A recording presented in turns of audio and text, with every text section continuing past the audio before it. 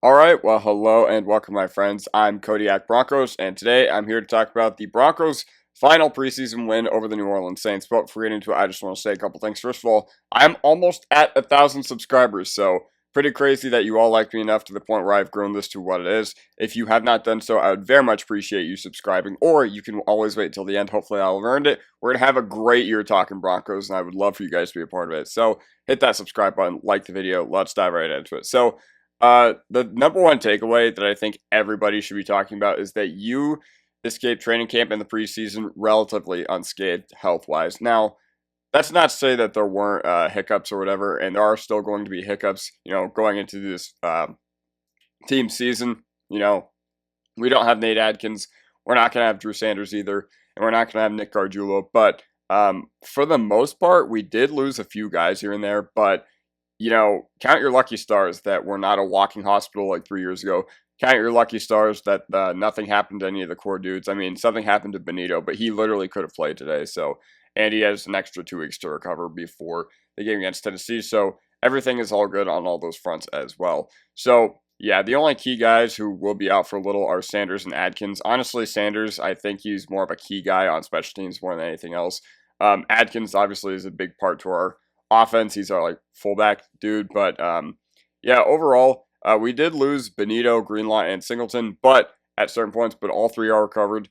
The only one I would guess I'm a little concerned about is Greenlaw because of the soft tissue with the quad, but we'll see.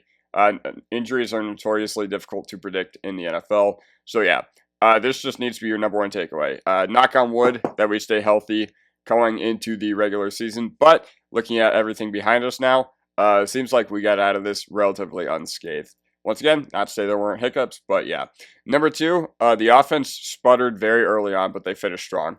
Okay, my issue with the first team offense was I felt like they were going way too horizontal on the first couple of drives. I didn't like how they started, especially because, once again, I made this point when you were playing against Mac Jones. You're going to be playing against a team better than the New Orleans Saints probably 17 times this upcoming year. So I don't care if it was the Saints starters. I don't care if it was their backups. I didn't like the way we started, and I think that we need to get in a much faster rhythm when we come out against Tennessee in 2 weeks. But I'm really happy with how they finished, and here's why I'm happy with how they finished. I was really happy that Bo Nix and Courtland Sutton were able to make things happen because the one thing I really, really wanted Bo Nix to improve upon this upcoming year was him against pressure and him against the blitz. And, obviously he had that big third down conversion where he was able to step up and he was able to hit Tyler Bidet in the flat, and Bidet was able to, take it for 18 yards or whatever. But my other favorite thing about that was, Bo Nix also being able to work to his left, his opposite side, when he has a tendency to roll out right. On the Saints blitz, he worked to the left side of the field, and he was able to make a gorgeous throw to Courtland Sutton. So yeah, overall, I was very, very thrilled with how they finished. Yes, would I have liked them to start faster? Sure, but I will take what they gave us on the field today. Also, the run game was bad.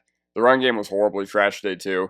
And Powers and Wattenberg, man, those guys just need to be way better. Now, why I'm not super duper concerned about the offensive line is because last year they started really, really slow, and then they were elite for, I would say, probably the next 15 games afterwards. Weeks 1 and 2 were an absolute joke from the offensive line last year. But, you can't do that this year either. Sean Payton alluded to the fact that you got to start fast.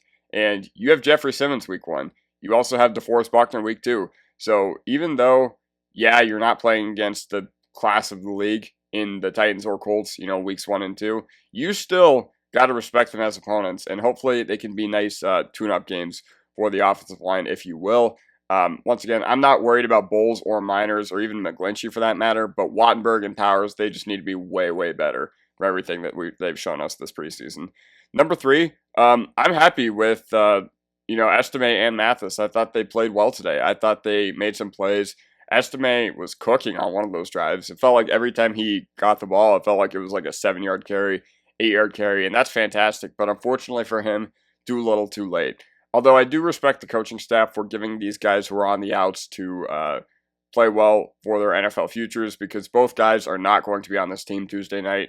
But hopefully we get some trade value for either. Or actually, I'm not going to say they won't be on this team, but Mathis is obviously facing an uphill battle, and Estime, we can confidently say, is no has no future with the Denver Broncos. But I hope these guys have staying power in the league because I want to give a huge mile high salute to them for everything they've done for us during their time as Denver Broncos. But yeah, I hope Mathis in particular gets a shot somewhere because he just had a lot of really, really good guys in front of him. And yes, he did have chances throughout his career to cement himself, but unfortunately, he never did. Either way, I'll be rooting for these guys wherever they wind up. And hopefully, we can get some trade value for either. Hopefully, both guys did enough in this game to where a team calls and they're just like, hey, even though this guy's getting cut, how about, you give us your 7th next year and then we can take or you give us the 7th and Damari Mathis and we'll take a 6th, and we'll give you our 6th. Like, hopefully, that's where teams are at with those guys. But once again, respect the coaching staff for giving both dudes the opportunity to showcase some of their skills. Ehlinger, I'm not sure what to make of him because there are sometimes where I'm just like, dang, would it be beneficial for this team to carry 3 quarterbacks? And the thing I'll say about that is that even though you can't predict this and this isn't sticky and not indicative of what is to come this upcoming year, we didn't go to our 3rd quarterback last year. And, once again, I don't want to say that, knock on wood, because you're always 1 play away or even 2 plays away as the 3rd string quarterback. That being said, I don't think keeping Ehlinger adds more to your roster quality than having 9 offensive linemen than carrying 7 defensive linemen. So yeah, that's my main argument for why I don't think we're going to carry 3 quarterbacks this year. Obviously, we know what Bo is, we know what Stidham is, but hopefully the showcase can get Sam some offers as well. Number 4, Jeremy Crawshaw has just been absolutely awful. There's no way to put it. I would say that there's only been 1 goodish punt so far this preseason, and it was a touchback where he outkicked literally everyone. 2 of his punts have been made, and 3 of those have been absolute trash so far. And one of those punts today, I would put in that absolute trash category. And the reason I say this is because it seems really concerning for punter talent in the 2025 draft that Crawshaw was the best one. And the fact that you used a draft pick on this guy is even more ludicrous at this point. Because there was legit talent on the board that I liked in the 6th and 7th rounds that we took Crawshaw over. Now, I know that we kind of had to do that because, and we couldn't really bank on him like becoming a UDFA or whatever, because I'm sure another team would have picked him up. And I do think he will be a franchise punter for the Denver Broncos. So, but I can't ignore the body of the work that we've seen so far this preseason. Everybody said that in training camp he was absolutely awesome, but everybody also says that he needs to work on that consistency, that he needs to hone it in. And it's kind of weird because, for a guy who played so much in college and had to punt a lot last year because, Florida offense was just not good, it's a little weird seeing him just try to adapt to the NFL. And now there are nuances to the punting game in the NFL that are not in college football, like, punting from wider hashes or the shorter hashes, but that should make it easier in the NFL, in my opinion. But yeah, overall, maybe it's just jitters, maybe it's just, I don't know, but overall, it still looks like he's a work in progress, but we'll see. But the main reason I bring this up is because you can't give short fields and a free 15 to 20 yards of,